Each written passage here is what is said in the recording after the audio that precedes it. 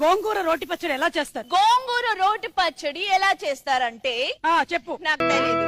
కన్యాకుమారి కనబడద దారి కయ్యాల మారి పడతావే జారి పాతాళం కనిపెట్టేలా ఆకాశం పని పట్టేలా ఊగకే మరి మతిలేని సుందరి